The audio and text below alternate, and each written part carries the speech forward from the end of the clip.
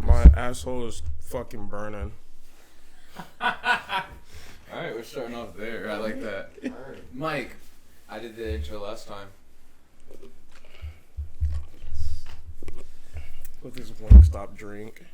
Welcome back to another episode of the LeftBench podcast. This is episode 16. Yes, sir. We never remember. 16. How are we doing? I'm doing good. Sam is back, and he's kind of drunk this time. So that's He's good. not a regular. He's not at a regular Sam. I am at a decent capacity right now, so I'm just glad to be here with the LeftBench guys, Mm-hmm. Mike Fiota, Jackson Haynes. Yo, no last names. No governments. Sorry. No Sorry. governments. We're gonna have to bleep that out. Sorry. I ain't doing all that. My fault. So yeah, we're here with the LeftBench guys. I'm Mike, moving this closer. Jack. To us. Thank you guys for having me. Yes, sir. Again. Again, thank you. You're the first two-timer. You know how SNL, they Yeah. count the guests? Sam's the first two-timer. That's big. Not either of our blood brothers. Sam. We pick Sam. We picked Sam. I've literally asked my blood brother, and he says no.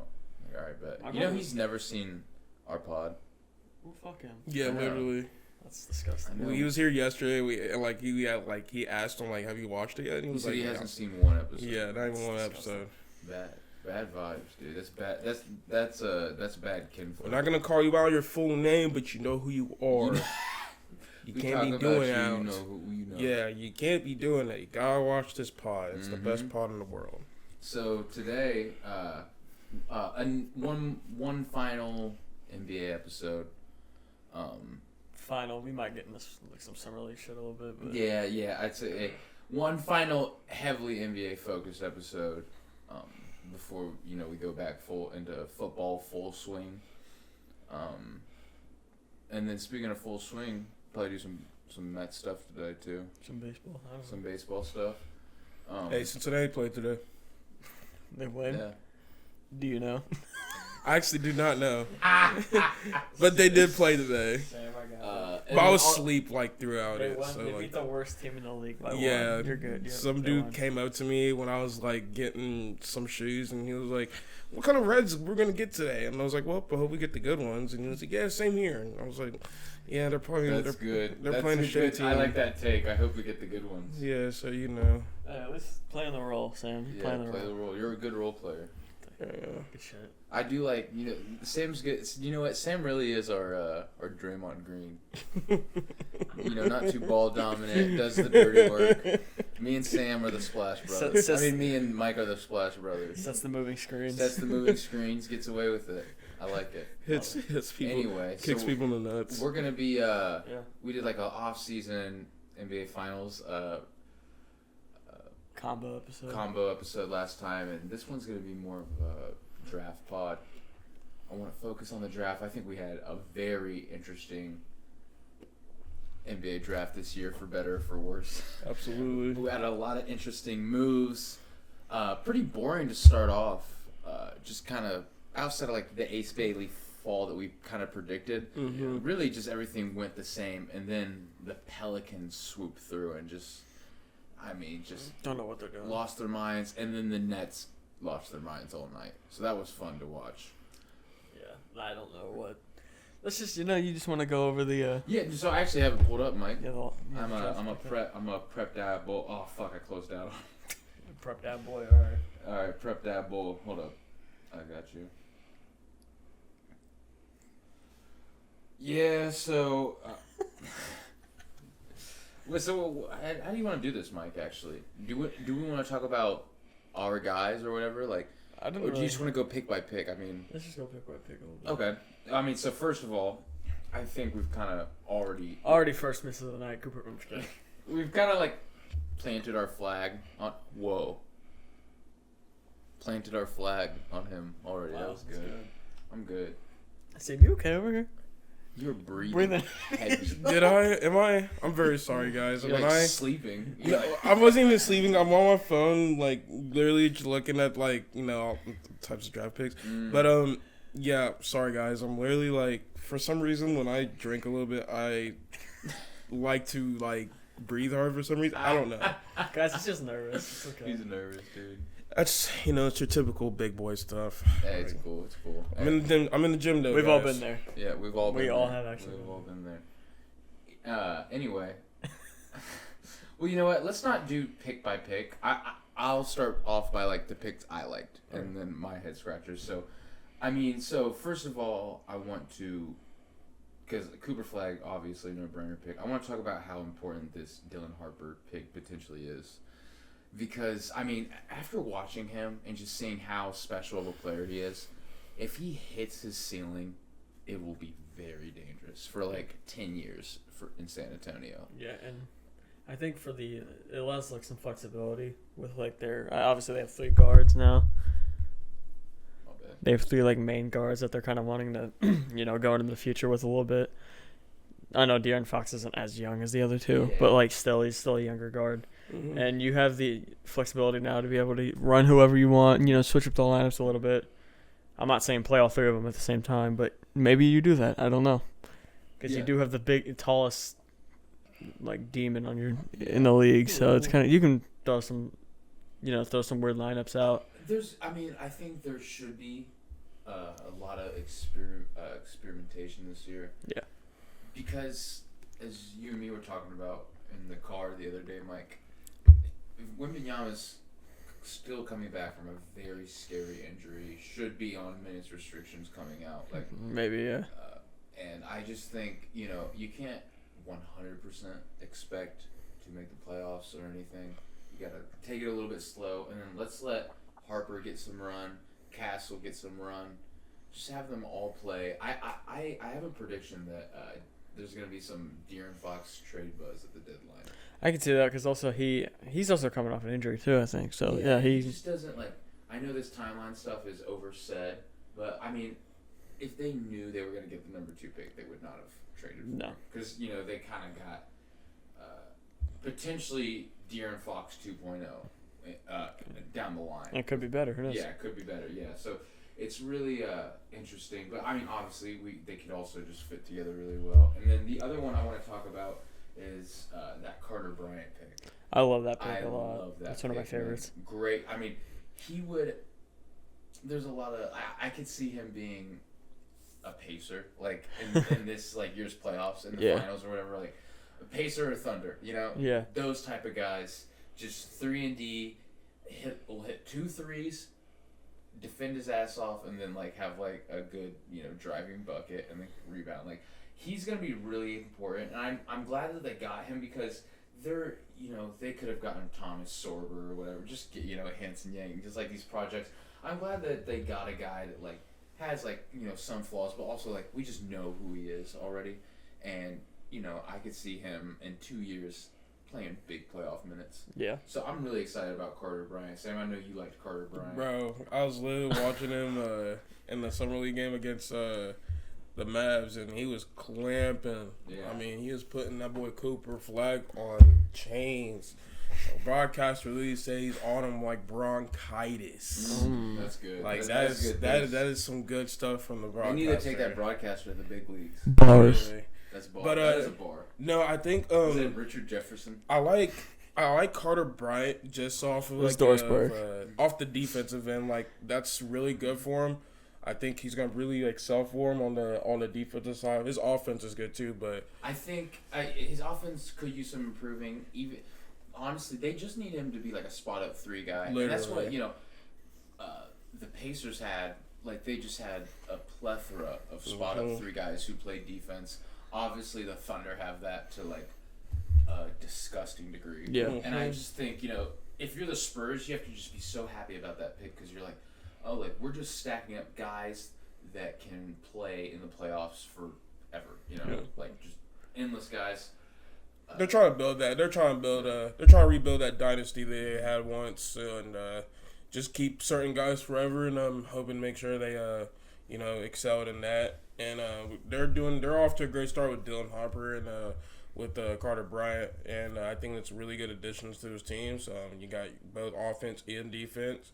And like you said, Carter Bryant can literally just be like a spot up. If they can make him just a spot up shooter and just a threat on the defensive side, They got a good chance to make it in the playoffs the next couple of years. Are they gonna make the playoffs this year? Probably not. If they do, it'll be a play-in. But I think that's my thing with that. And then I have 2 more picks that I loved that I wanted to talk about real quick. The next one was Kaman Malawatch. Sorry. Yeah. I've been a Kaman Malawatch guy. Yeah. That's one of my guys. So yeah, that's one of my that's guys, a good. Yeah, no, that's a really good pick. He's gonna take some development on the offensive end. Weirdly, already just strong enough to play in the NBA. Because I think that's the thing with a lot of big guys. It's like, okay, needs to fill out, can't really hang with the big boys. Malawatch on the defensive end right now can. He's a big motherfucker, and he's not he's got some elusiveness, some nice footwork. It's impressive. The offensive game isn't 100% there yet, and you're drafting him for 2 years down the line. And I think he's really good on the Suns just because a lot of people hated it. I did like the Mark Williams trade. I do think the Suns are really mismanaged, and but I think that Mark Williams trade, maybe gave up a little bit too much for him. 2 firsts is insane for Mark Williams, but having Malawatch, they needed a big. Having Malawatch develop his offensive game, but not needing him in big moments.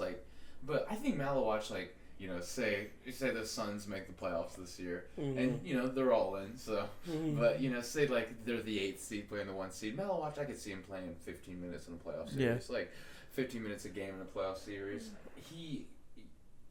He'll get there one day, and I do think he has potential to be a really nasty big in the future. Yeah, he strikes me as kind of not with the as shitty hands, but kind of a Rudy Gobert kind of player, where it's he will anchor your defense and probably be the best defensive player on the floor. And that's what the Suns need right now. The Suns need someone that's just a threat down low, and they need someone that's going to be really big down there. No Diddy on that. So it had to be said. To those people out there that's watching this, it had to be said. You know it. Had to be. It's mandatory. My last one that I just absolutely loved, and this was my guy heading my guy heading into the draft, and it's the best value pick in my opinion. Thomas Sorber going 15 to the Thunder. So the story on Sorber is he's got a foot injury, which big men and foot injuries, the only one we've really seen work out is Joel Embiid. Chet.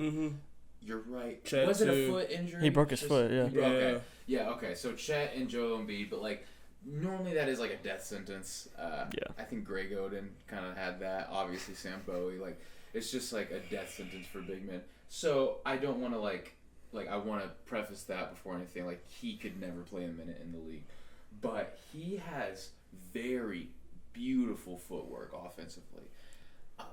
It's not fully there yet, but he reminds me of a traditional center down low 90s big man with a post with twinkle toes. Do you know what he reminds me of? He really reminds me of a left tackle.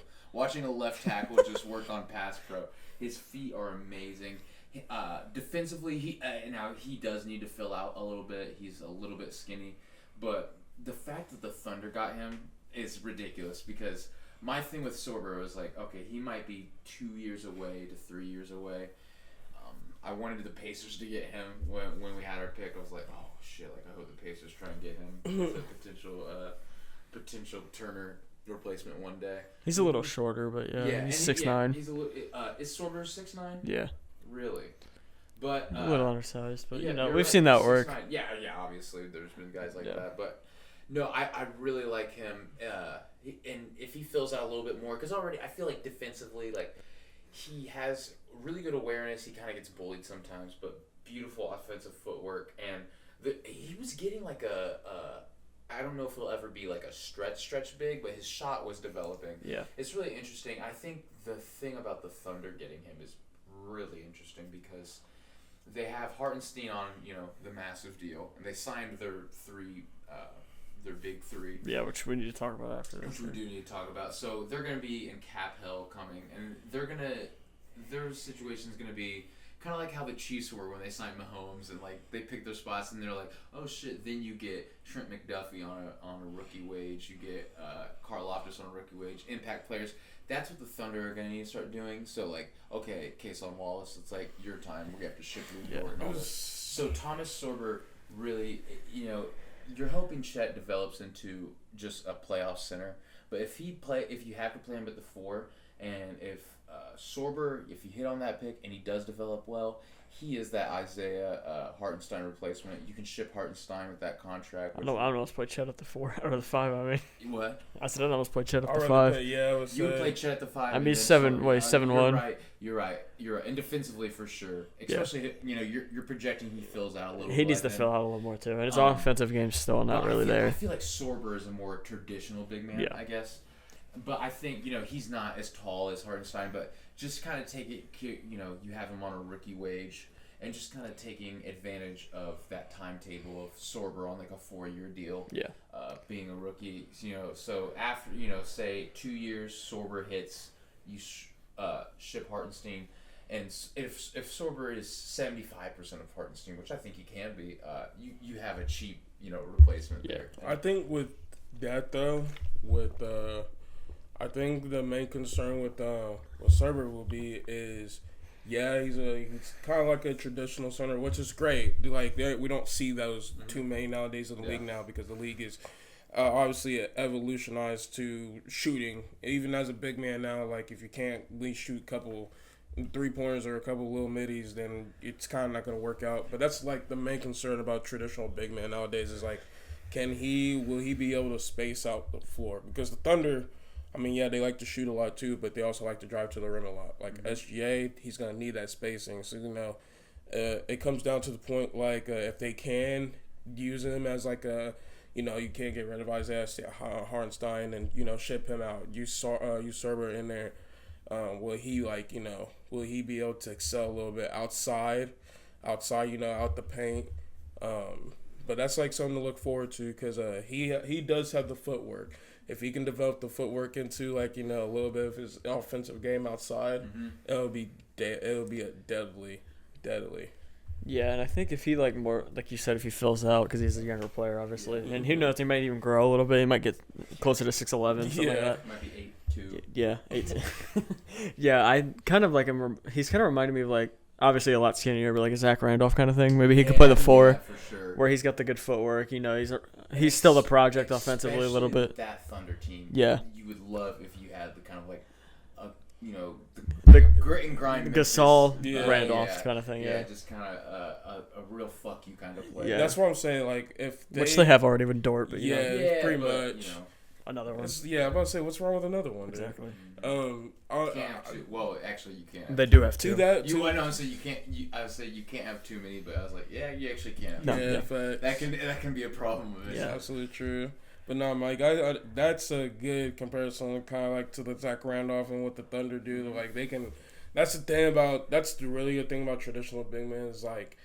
If they can, be able to get it off top of the key and then be able to go in for a little bit, you got a guy out to the corner, dish it out to him, or like you post up real quick, boom, with his little with some of his footwork put in that play, like with the post moves, post playmaking. Yeah, the post, because we don't see too much post playmaking nowadays. It's literally like non-existent. It's like Jokic, Sengun, and then like I'm trying to maybe Joel. Maybe, yeah. Yeah, like a little, Joel, I would say definitely Joel, because Joel loves the like literally like kind of like the fade type of way, like literally like kind of post you up, hit you with a fake, and literally try to go for a fade away like type of deal, or foul bait. I mean, yeah. Also the GOAT, Jonas Valanciunas, we forget so easily.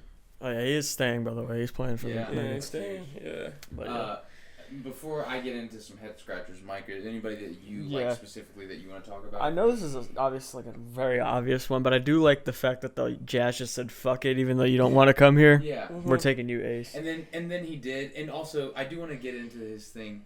So he came to the press conference with his dog wearing a Utah Jazz thing, and that was like the quickest media cleanup ever. Like, whoever informed that, 10 out of 10. 10 out of 10. No notes. Whoever was like, just dress your dog in a Jazz bandana, that's all you need to do. Yeah. Everything's okay. There we go. Also, another one I really liked was Asa Newell pick for the I call them the Falcons, the Hawks. One, because they absolutely robbed the fucking Pelicans, like we said earlier. They just fully get into that was a really fucking stupid trade. But Asa Newell also like fits really well with what they're doing. Yeah. So I think that was really good of a kind of a steal basically, because you got away with some bullshit. If he plays today, but down the line, I think he could be good, and especially going down 10 picks and still getting him, who I, doing my pre-draft work, I didn't think he was going to be available by then. I didn't think either. He was falling. There was talks to 12, like the Bulls maybe would have. That's awesome. I don't project huge impact the first year, obviously, but I think he will be good. And then getting him on, you didn't just get Asa Newell, you got the trade of the draft, so very impressive. Yeah, and then I also really like, this is a random one, but that Joel Embiid, I don't know how to say his name. Joel Embiid. Oh, I know. Joel Behringer. Are you talking about the Timberwolves? Yes. Yeah. He was putting on a clinic yesterday in the summer league. Really? And he's looking like Baby Gobert almost. It was fucking weird. People were saying that, and they were like, better hands already. That's not hard. Yeah, not huge. I have better hands than that. But no. So if they do have someone who is just kind of like a Gobert replacement already in, because they're just waiting for that contract to end basically. Or hopefully someone fucking takes him. Yeah, no one will. I just think so. You're just waiting for that contract to end, but Gobert provides a huge role for them. When it works out really well, and you can see how he fits with Ant. You can see how Gobert contributes to a championship team. When it's not working out, everyone in the media loves to dunk on him. He's an easy target. Everyone fucking hates him for some reason. Well, the COVID thing didn't help. The COVID thing didn't help. COVID thing was really the icing on the top. But if you could get another version of him who is less of a burden on offense. Or even maybe a plus on offense. Yeah, a plus on offense on a rookie scale contract, which does matter now with the hard cap and everything. Mm-hmm. It's like the NFL now, which I'm a fan of. I think that's a huge value thing. So if he hits, it'll be really nasty. Yeah, and I think, like you said, with the hoping the Gobert contract comes off, that will really be a key thing now with this new obviously the new CBA has been a thing for a little bit now, but it's really gonna this is kind of how teams are going to have to go forward with their processes in the draft and stuff like that. Just start looking at replacements. Like we said with the Thunder, I think they're going to have to start going, since they paid all their guys, they're going to have to go and start looking for a Dort replacement, a Caruso replacement, guys like that. They're going to have to start looking for a lot of vet replacement. Yeah. That's literally what it is, because a lot of obviously like you said, Timberwolves with Gobert, that's a vet. Yeah. Same thing with the Thunder, Caruso, Dort. Because those guys have been in a lot of those situations. Have been with the Thunder for Dort has been with the Thunder for years, but you're hoping you already have them. You're hoping Case on Wallace fills that Dort role, or Joe even something like that. Wiggins, one of them, and then you're hoping you draft him. I think those draft picks at first we were like, you gotta trade him or whatever. Yeah. I think having that many draft picks is now really valuable, just because either you trade them. You could package Hartenstein with one of them, something like that. Hartenstein with them, and also, or you're just those are the darts we throw at the dartboard to replace low wage vets that want a bigger contract later. Yep. Mm-hmm. So I want to get into my head scratchers to start off.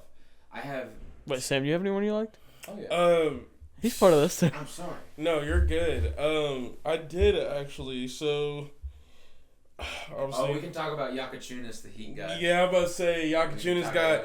I'd say that's one pick I did like. I like Yakachunas kind of. Yeah, I don't think he fits the Heat necessarily right now as they're constructed. He's like a pass first guy. Mm-hmm. Heat are in a really weird spot. But I do like Yakachunas. I would say because with the Heat right now, we obviously got rid of Jimmy, and we're kind of in a stage now to where we should.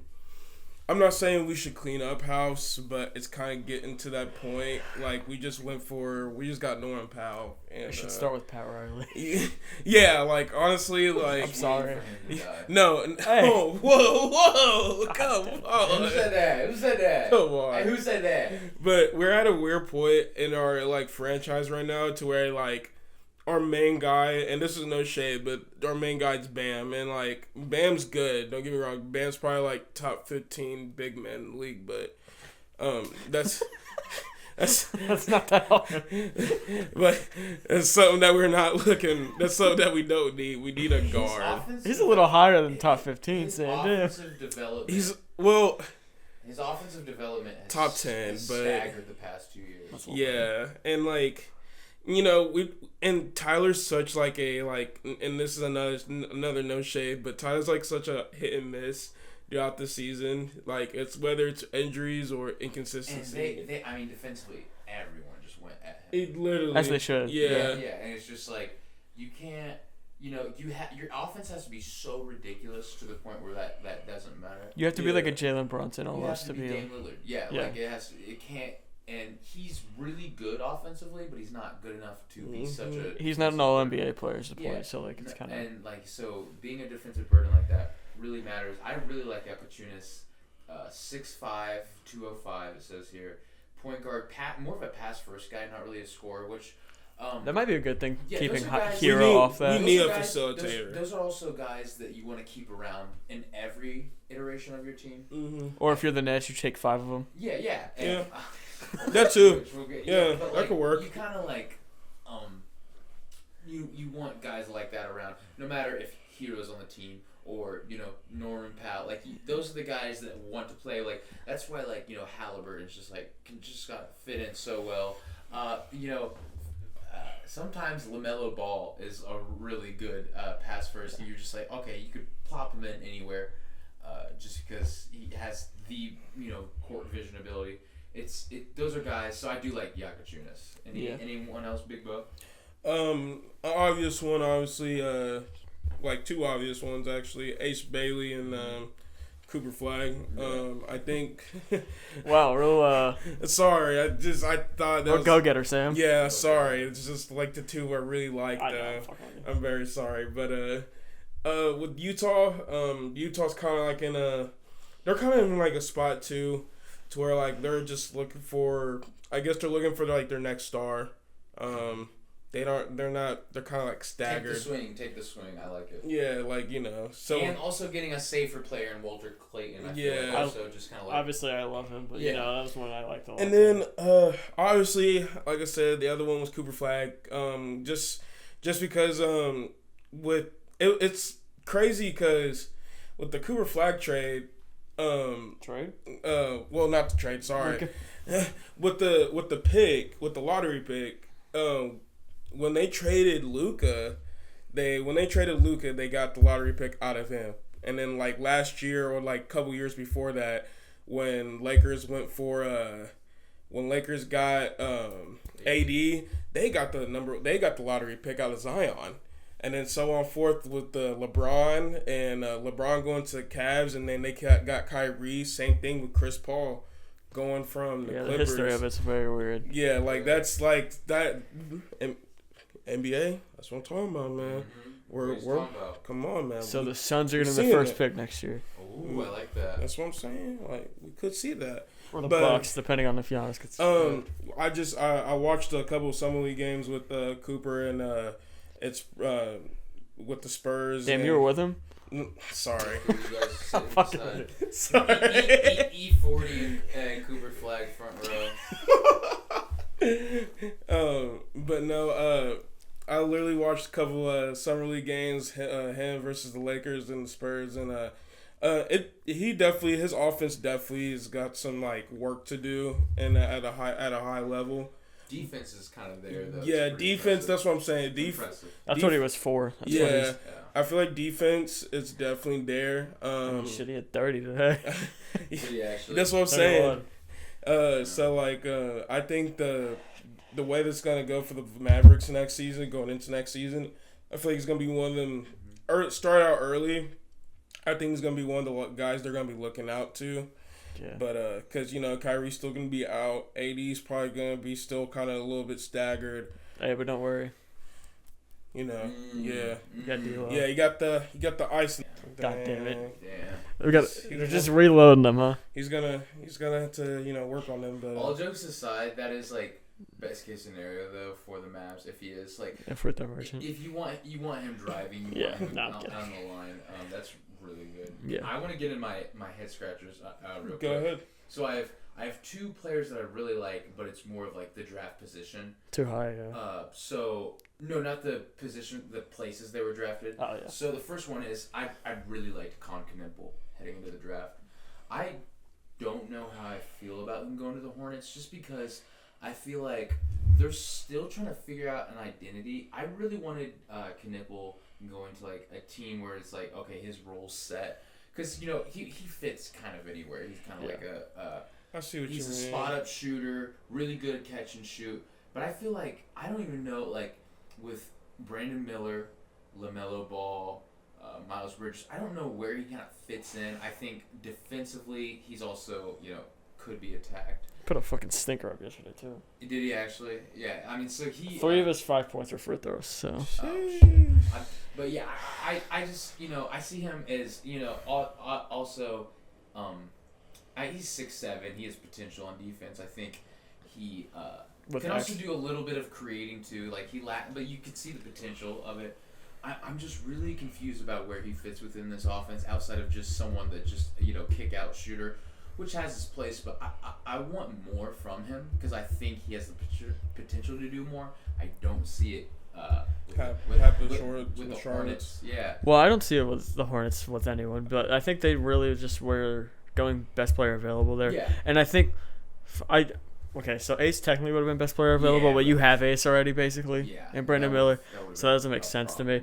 Knippel, I feel like he's like kind of the guy that would, I kind of see him fitting a little bit because of like he's able to be the guy that like Melo creates everything, LaMelo creates everything, so you can kind of just play off him. But again, LaMelo misses a lot of games, so you're gonna have to like kind of sit there and be like, okay, well if he's out, Miller doesn't pass. Yeah.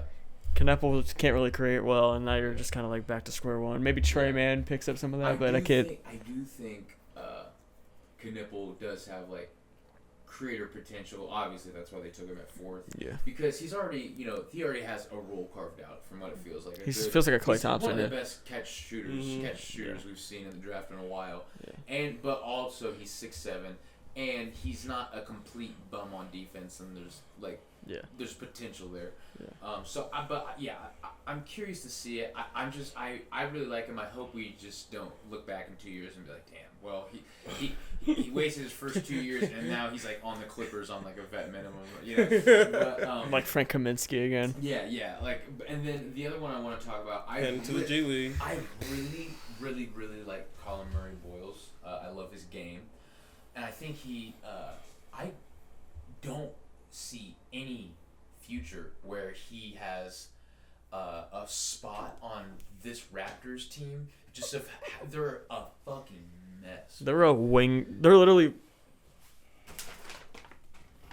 not an ad. There we go. It's just Wingstop, bro. Literally, there's like Ingram, Barnes, Boyles. Yeah. Yeah, they don't Barrett. know what the hell they're They're doing all like there. There's just wings. Where is Boyles? And he can't shoot. He can't shoot well. So you're hoping he can create. He's good at defense. I like his defense. He has a lot of fuck you to him. Yeah. I think he's a good player. But I don't want him to have to be a role player in a very specific small role, and that's what it feels like it would have to be for the Raptors. Especially, and also like they have Grady Dick who plays like defense well. Like he could take his minutes. It's really interesting. Like I hate the Brandon Ingram signing, like the trade, and then the contract he got. I think Scotty Barnes will be good eventually, but I don't think as of right now he's a winning player. RJ Barrett, and then Emmanuel quickly.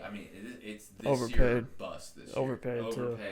Like it really is. So it's just like, as much as I love Murray Boyles, like I'm just like I don't even see a career with the Raptors. Right now. I do see that. Like I'm pretty sure they're gonna trade RJ Barrett. That's been in talks a lot over this offseason.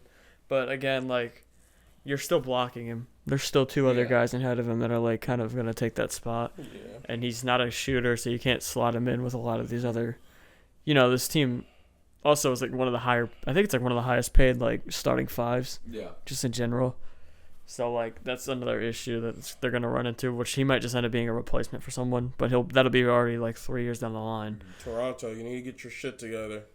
It's looking bad out there, bro. And then my final I think unique head scratch, not unique, but my other head scratchers so you take the Pelicans trade is crazy or whatever, but I like Derek Queen as a player. I think I would not have given up what I've given up.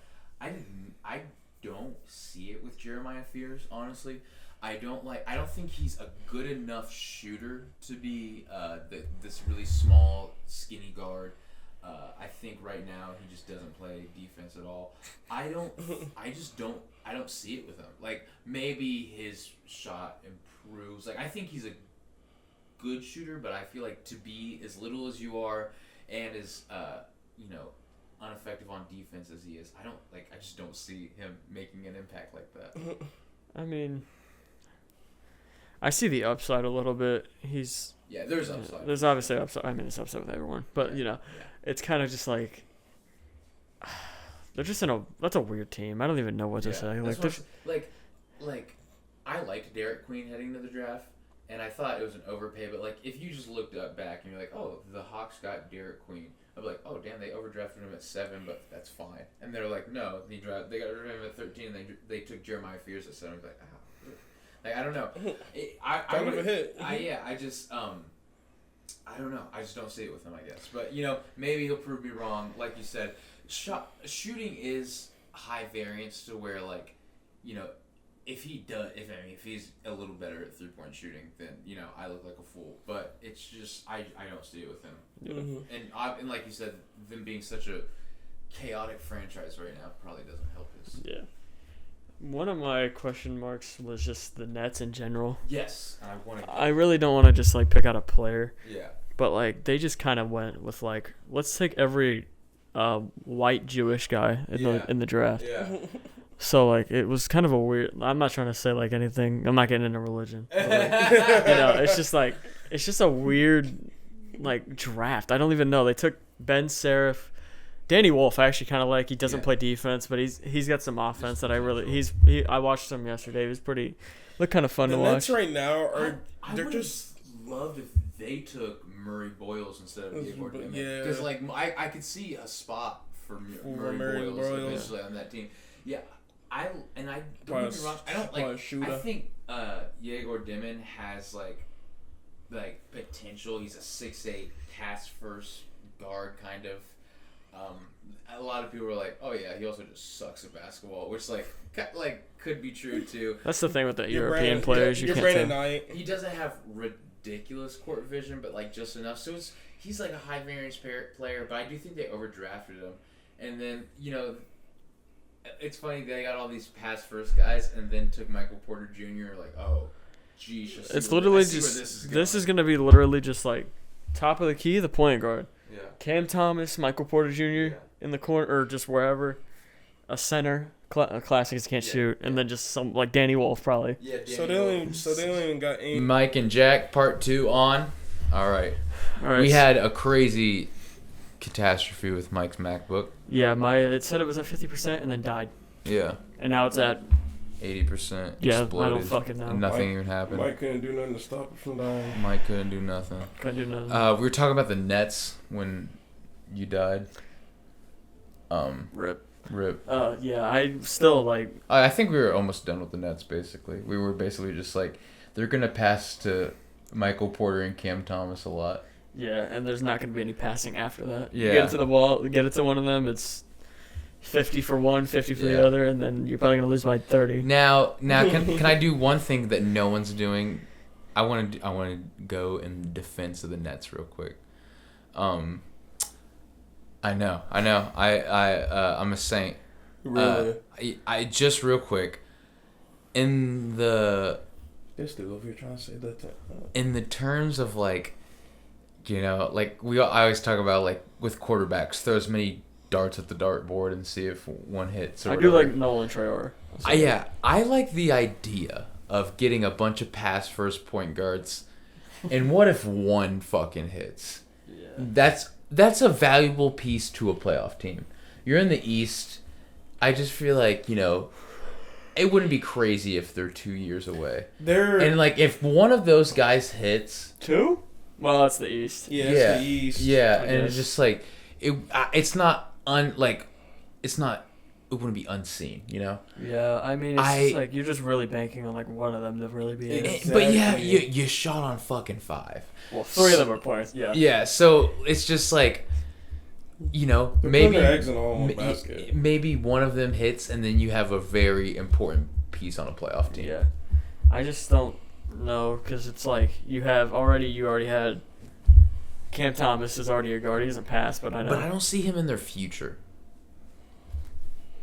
I don't know. They're trying to resign him. I'm just saying. Really? Yeah, it's been an issue. I think he's an RFA currently, so yeah. But you have him. You have I think it's Zaire Williams. He's a guard.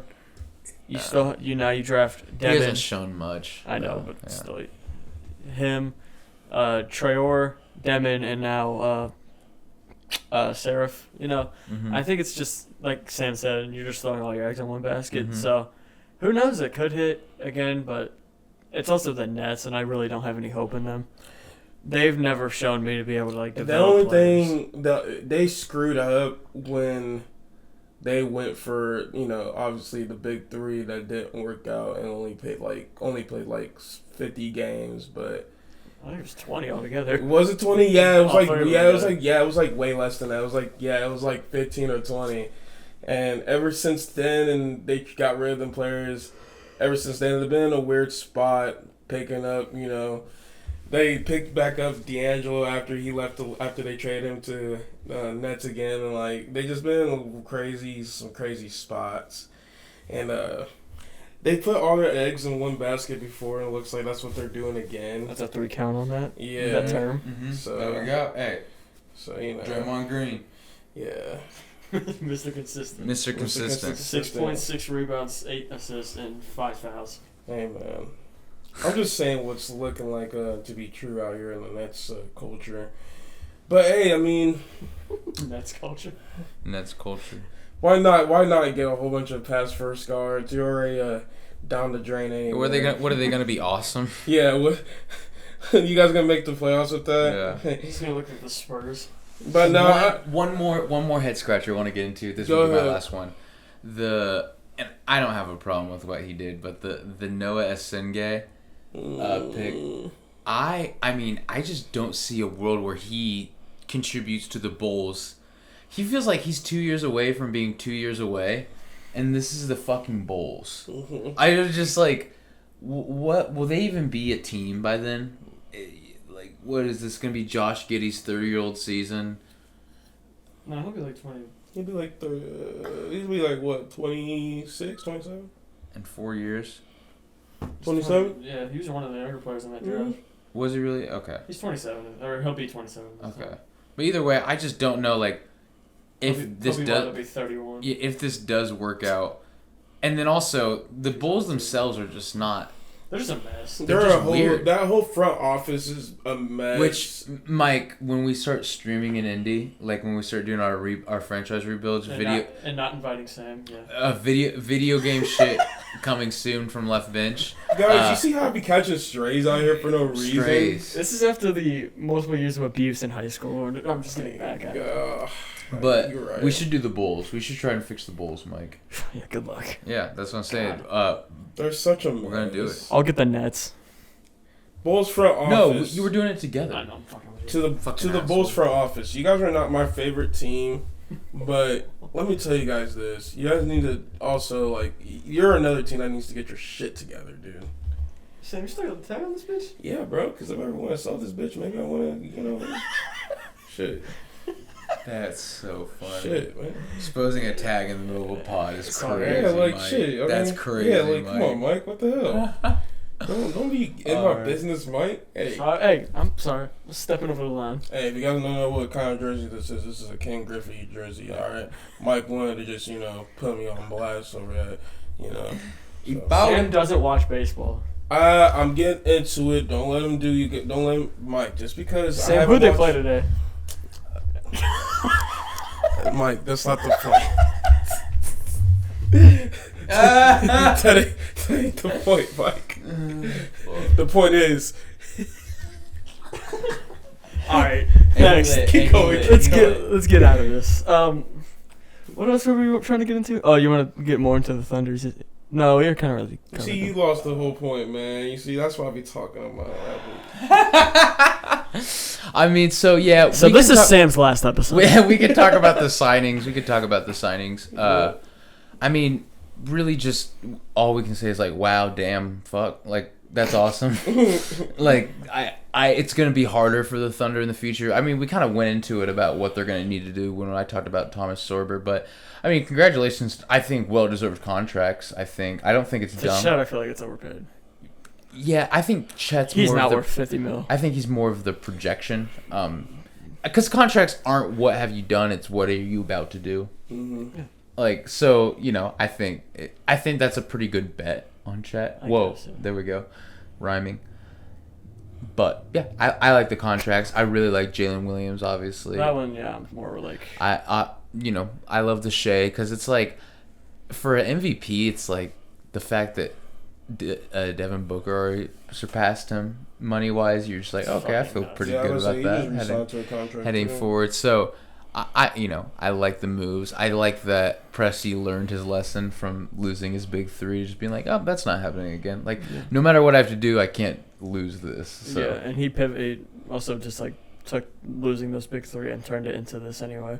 Yeah, like traded those guys and just ended up being like, hey, we have all this stuff. It's mandatory. It was mandatory for them to re-sign him, dude. Yeah. After winning the finals, I mean, you're gonna obviously put your trust in Chet, Shea, and Jalen, and they did get in the finals. I can't wait to see what comes for them next, obviously, but I think it was all well-deserved contracts. I'm kind of with you, Mike, on Chet a little bit, but I feel like Chet's gonna still. I feel like Chet's still got some growing to do. This is a young Thunder team that made a really great accomplishment. Same thing with like Jalen. Damn, what they do? I mean, they do shit.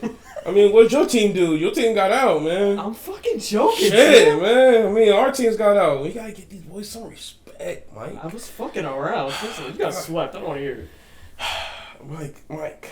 You know what?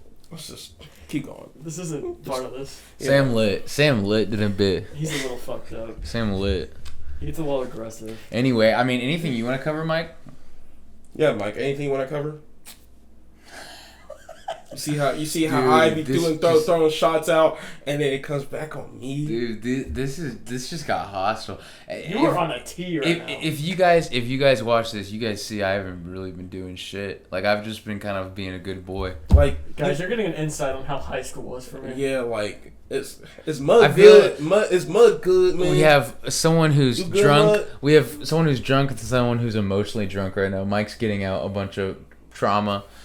Sam's accidentally getting out a bunch of trauma, and I'm just sitting here. I'm a victim. I'm just trying to talk ball, boys. This jersey only fit me when I was fat, so I'm just getting brought back. Oh my God, brought back into that that mode. I like this last like 3 minutes of just you guys crying, just yelling at each other. Yeah, I like that. It's good. Yeah. Honestly, are you guys ready to get out of here? I don't know, Sam. You're the kind of the one dictating all this stuff. Sam, Mike, I wasn't even dictating. Sam, should we clock out? Since Mike, I guess, pointed me the ringleader. Yeah. So, like I said, guys, don't listen to the last 15 of him trying to expose me for my little jersey, man. I was playing. Yeah, nah. We can close out. Thank you guys for having me again. Hey, there we go. Catch the next episode of Left Bench. Yeah. All right. I hope you guys enjoyed them because this is last one, right? Guys, don't let Mike fool you. When they go take this scene out to Indy, I'll be pulling up. All right, you guys might see me without consent. Without consent, which is good. First of all, Jackson said I will have consent all the way. Don't let him lie to you. I did. I gave him the green light. But I will be pulling up, and I will be giving more takes, and I will. Okay. Mike is on a generational run, and this man gotta stop. Okay. But I can't wait for the NFL season, guys. How about that? Well, so this did go off the rails, but I like that. way too early. Oh wait. Sorry guys. Finals predictions. Next year. Well, we already did the finals prediction. I know. We'll do. Well, this I don't even think people are. We'll do it next time because I think at this point everyone's checked out. Yeah, you're right. We can't do a whole other segment after you guys just fought for 10 minutes. I'm not doing editing like that. You're right. So I already have to fix the fiasco of your MacBook, so we'll just do it next time. Ladies and gentlemen, thank you for enjoying episode 16 of Left Bench. We will be back in like 2 weeks to cover the NFL draft. Yes. A little late. All right. Bye.